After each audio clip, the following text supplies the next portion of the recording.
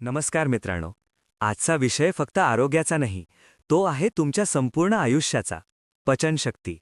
आयुर्वेद सांगतो, जठराग्नी हा जीवनाचा पाया आहे. कल्पना करा, तुमच्या शरीरात एक दिवा आहे.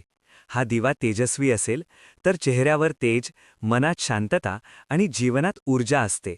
पण जर हा दिवा मंदावला तर थकवा, चिडचिड, आळस आणि रोग हळूहळू शरीरात घर करू लागतात. समर्थ रामदास म्हणतात, उदर भरण नोहे जाणीजे यज्ञ कर्म. भोजन म्हणजे फक्त खाणे नाही, ती एक पवित्र प्रक्रिया आहे.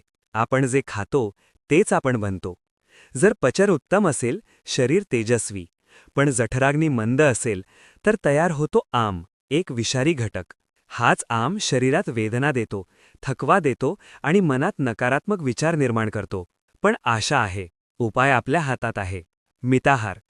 पोटाचे 50% अन्न, 25% पाणी आणि उरलेले 25% रिकामे. कारण पोटालाही श्वास घ्यायला जागा हवी. जेवताना मोबाईल नाही, टीव्ही नाही, फक्त तुम्ही आणि तुमचे अन्न. प्रत्येक घास प्रेमाने चावा, कारण पचनाची सुरुवात तोंडातच होते. आता पाण्याबद्दल बोलूया. पाणी म्हणजे अमृत, पण चुकीच्या वेळी घेतले तर तेच विष ठरते. जेवणानंतर लगेच थंड पाणी, जठराग्नी थेट मंद. बसून घोट कोमट पाणी प्या. साधी सवय, पण परिणाम मोठे.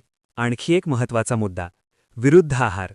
दूध आणि मासे, मध आणि तूप समान प्रमाणात. दूध आणि आंबट फळे शरीरासाठी धोकादायक. पण घाबरू नका, निसर्गाने उपायही दिले आहेत. ताक, पचनासाठी अमृत. आले आणि सैंधव, जठराग्नी प्रज्वलित करणारे. त्रिफळा, शरीर शुद्ध करणारी. आणि सर्वश्रेष्ठ औषध म्हणजे लंघन. योग्य उपवास शरीराला रिसेट करतो.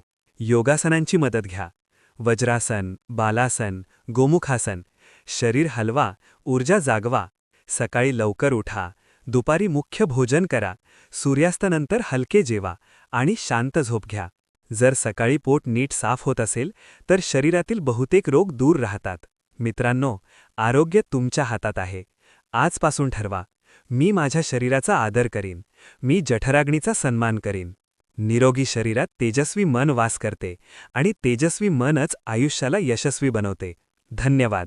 निरोगी रहा, आनंदी रहा आणि सजग रहा.